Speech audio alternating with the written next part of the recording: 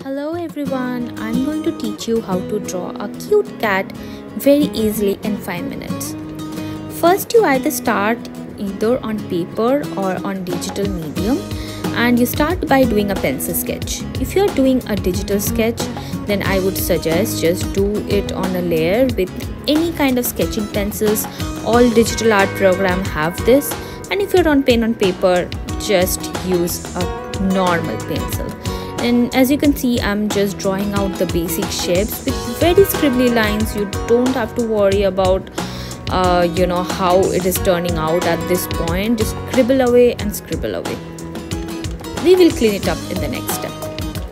Here you can see me going over the best lines from my scribbles with the black pen, and I'm doing this on another layer in digital medium.